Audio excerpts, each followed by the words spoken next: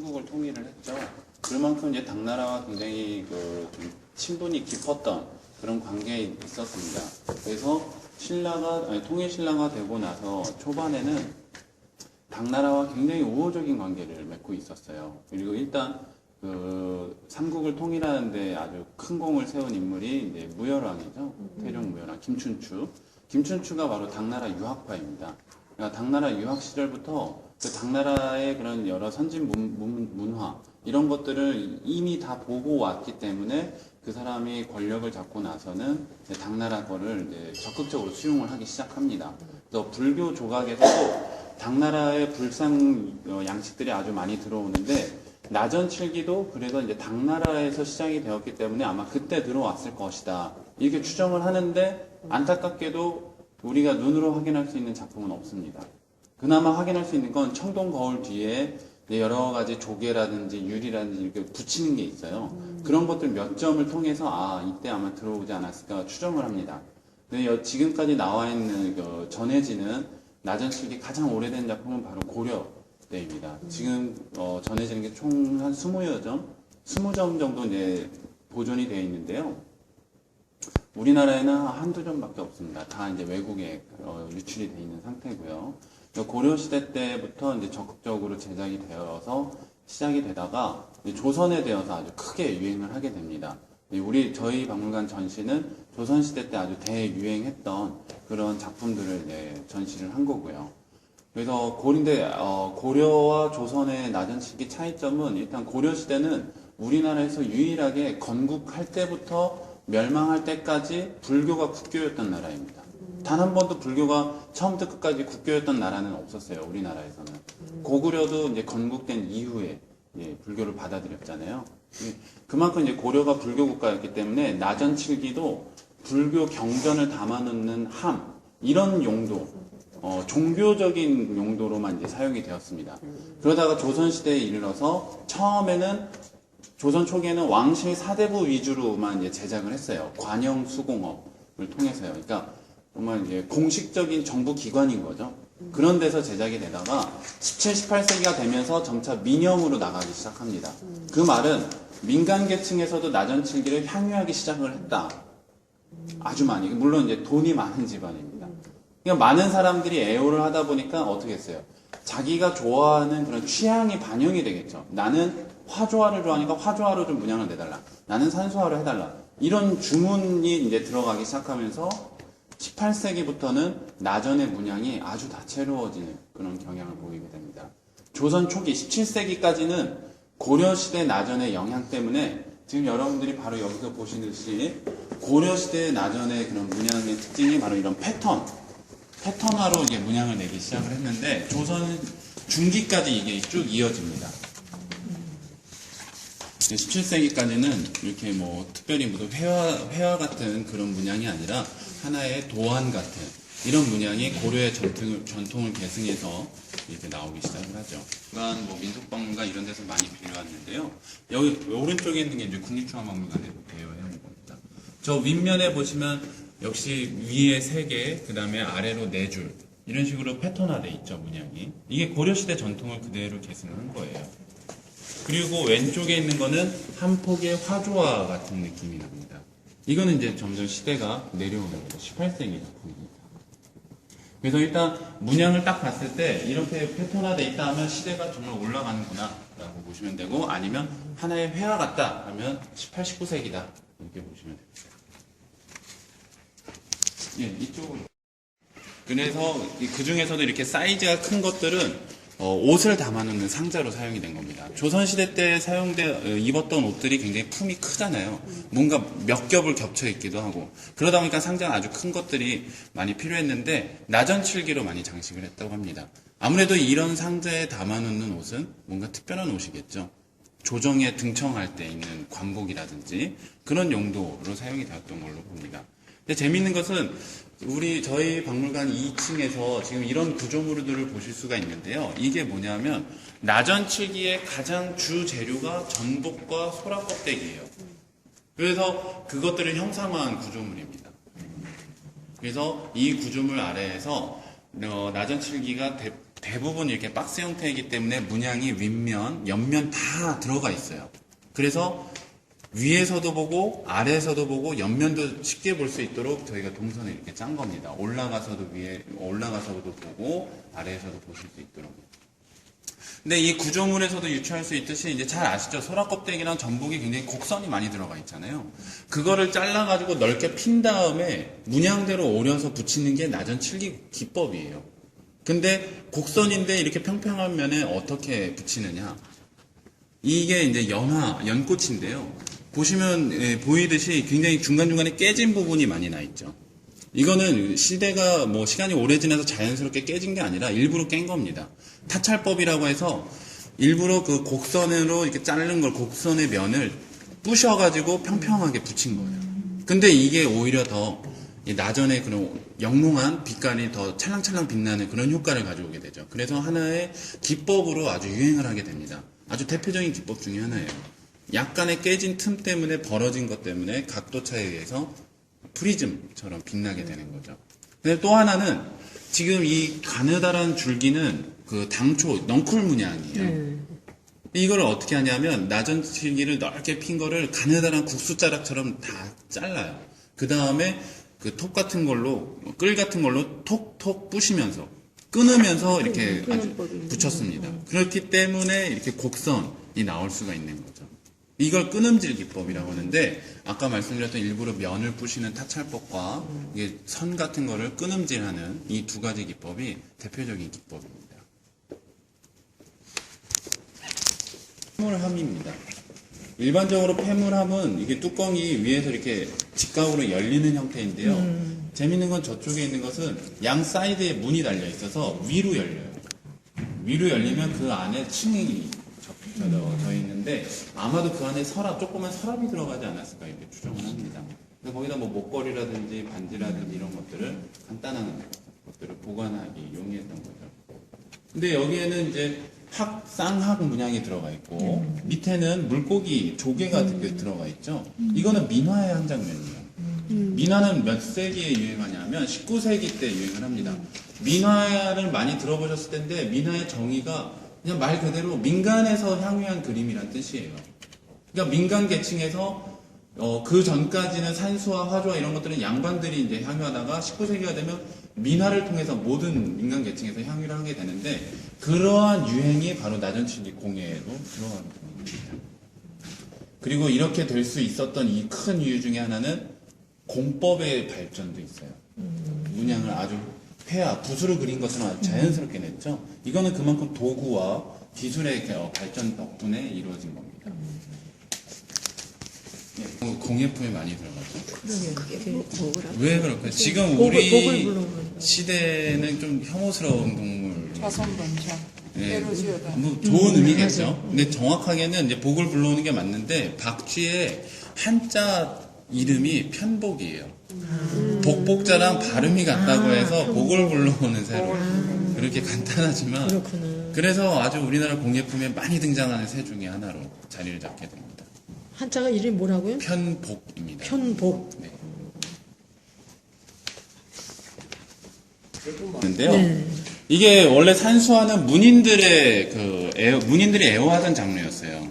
문인들이 먼저 시작을 하면 도화서화원, 김홍도 같은 도화서화원들이 그걸 이제 유행을 시키는 그런 구조로 발전을 해온 겁니다. 문인들은 직업적으로 그림을 그리는 사람들이 아니죠. 취미로 그림을 그리는 사람들이기 때문에 이 사람들이 유행시킨 건 아니고요. 민간까지. 오히려 민간까지 유행을 시킨 건 도화서 화원들의 역할이 컸는데 아무래도 그 사람들의 그런 예술적 영향력을 크게 발휘했던 사람들이 바로 문인 사대부, 추사김정희 같은 그런 사람들이기 때문에 민간에서도 양반들이 향유했던 산수화 스타일들을 좋아하게 됩니다. 유행을 하게 돼요. 바로 이 작품은 중국의 강남 산수. 수면이 많고 산이 굉장히 완만하죠. 이게 중국 문인 사대부들과 우리나라 문인 사대부들이 아주 좋아했던 그 강남 지방의 산수화 스타일이에요. 하나의 정형으로 이제 자리를 잡게 된 건데 이제 민간에서 사용하는 나전칠개도 이렇게 들어가게 된 거죠. 굉장히 정경 어린 그런 풍정을 보이고 있죠. 그 다음에 또 얼마나 기법이 발전했냐면 산의 괴량감, 산의 울퉁불퉁함을 표현하기 위해서 나전을 가느다랗게 마치 명언법을 주듯이 가느다랗게 시문을 했죠. 이거는 그만큼 기술이 발전했다라는 얘기입니다. 생문이 들어가기도 하고요. 뭐 사슴, 학, 소나무, 뭐 장생을 기원하는 그런 문양이 들어가는데 재밌는 것은 그냥 나전을 프리즘처럼 이렇게 붙이는데 그치지 않고 더 회화적으로 보이게 하기 위해서 그 붙인 면 위에다가 송곳 같은 걸로 그림을 그려요. 그러니까 새의 깃털, 소나무의 그런 줄기 이런 것들이 이제 그림처럼 그 위에 덧칠이 되면서 오히려 더 사실성이 높은 그런 회화적인 맛을 볼 수가 있는 겁니다. 옆면을 해온 건데요. 이게 포도문이죠. 이건 이제 옷상자인데 윗면, 옆면이 따로 돼 있는 게 아니라 옆면까지 포도 넝쿨이 하나의 한 폭의 회화처럼 이어지는 그런 양상을 보이고 있습니다. 굉장히 회화적인 작품이다 라고 평가를 받죠. 작품인데 아예 나전을 골고루 다 덮었어요. 전면을. 그래서 굉장히 모던한 그런 느낌을 줍니다. 이거는 이제 가운데 쌍희자가 이제 문양으로 들어가 있는데 재밌는 것은 나전칠기가 조선시대 목공예를 대표하는 장르 중에 하나인데 그 외에 또 다른 목공예품에는 뭐가 있냐면 어피라고 해서 상어의 가죽을 문양으로 낸 그런 작품이 있고요. 또 하나는 대모라고 해서 바다거북 등껍질을 가지고 문양을 낸 것들이 있습니다. 아니면 뭐 주칠, 빨간색으로 칠해버리는 그런 주칠이 있는데 이 작품은 쌍희자는 바로 나전으로 이제 시문이 되어 있고 위아래 동그라미가 보이시죠? 갈색과 검은색 반점이 보이는 저거는 바다거북 등껍질이에요. 대모예요, 대모. 양 옆에 마른 모 안에는 알갱이 같은 것들이 보이죠? 저건 상어 피부입니다. 그러니까 이거는 우리나라 목공예에 주로 사용되었던 그런 도구들을 전부 다 집어넣었던 이제 총집합의 성격을 띠고 있죠. 두껍게 들어가 있는 게 티가 나요. 이걸 이렇게 구분하시는 것도 재밌을 겁니다.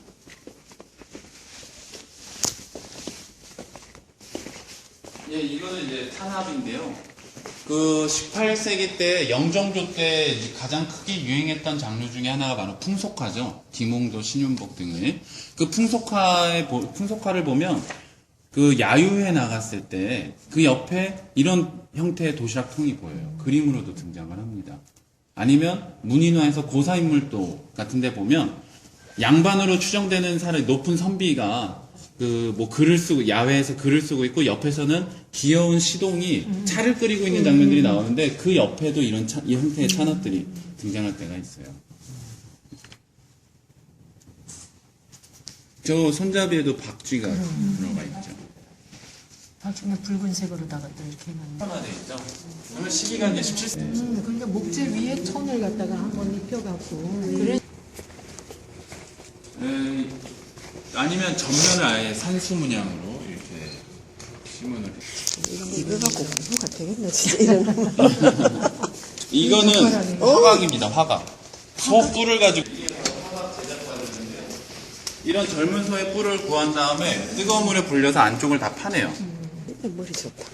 이건 이제 바로 주칠, 빨간색으로 그냥 칠한 관. 이게 바로 상어 가죽으로 만든 거예요. 옆쪽에 있는 동그란 저것도 두 개가 그 사이사이가 다.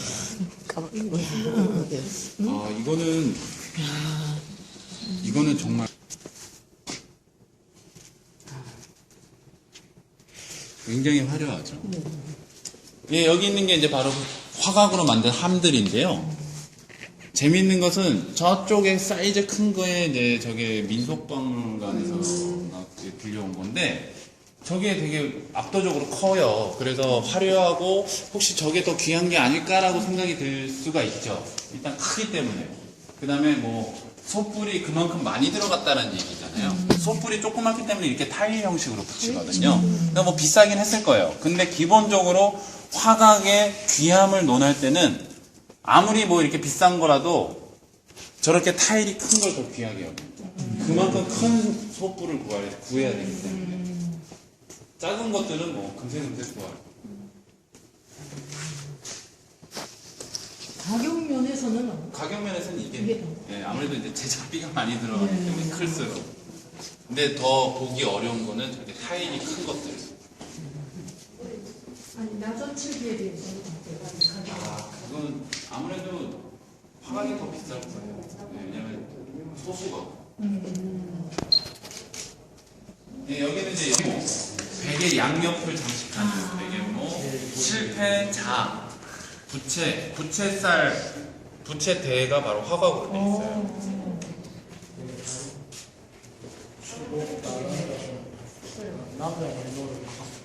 이게 이게 바늘 구멍인가 네, 보다. 네. 베개 양옆을 보면 지금 어디서? 저희는 진주에 이 새벽부터 왔다니까요. 그다음에 이제 어디 가시나요? 하려고 이 여기서 있어. 그쵸. 서울 박물관 나들이 오신 거예요? 저희가 낮은 치기 하는 건 아셨어요? 선생님. 아니 선생님 뵈러 왔다니까요. 이걸 먹기 위해서 우리가 11시에 술 틀려고. 아, 예. 예, 이렇게 새벽 6시부터 왔어요. 감사합니다. 배달료는 안 해주세요. 예, 그 특별전만. 여기까지 안 해주세요. 네. 배달료 여기가 있고, 보여드리는데 워낙 이제 많이 널리 알려졌기 때문에 천천히 감상하시면 되고요. 저게 찬압이에요? 아니, 이건 그냥 함이고요. 그 천연의 문양을 그대로 살려서 굉장히 자연미가 돋보이는. 그래서 대모상제라고 그랬대. 네. 마치 현대 추상회화 같은. 그러게요. 예. 문이 이게 뭐로 아니 대로를 그냥 짜 맞추기만 하는 거. 바다가 그러니까. 그럼 어떻게 그렇게 용을 만들어요? 어피로 만들어내니까 더 자연스럽지. 어피를 하나는 큰 포괄적으로 이게 일종의 상관기법으로 보면 됩니다. 아, 그렇죠. 그 크게 보면. 은입사라든가, 네네. 이 나름이라든가, 청자는 상관이라든가 하는 게. 네, 맞습니다. 뭐 비슷한, 재료는 다르지만 비슷한 것으로. 이게 용하고 봉황입니까? 그러니까 여의주를 가지고 싸우는 용과 봉황인데 몸통은 다 거북이 등껍질, 대모로 되어 있습니다. 그리고 저쪽도 봉황과 용이 싸우고 있는데 여의주는 나전, 사방에 있는 구름들은 또 나전으로 되어 있고요. 용과 봉황의 몸은 대모와 어피가 다 사용됩니다. 발톱이나 군데군데는 대모가 되어 있고 주 몸통은 상어 가죽으로. 그러니까 이 총집합인 거죠.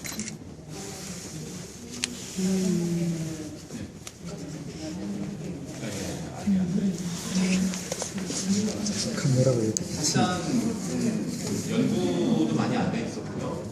저희도 있으니까요. 같이 뭐 국보 도물 다 나와 있어요. 같이 감상하시길.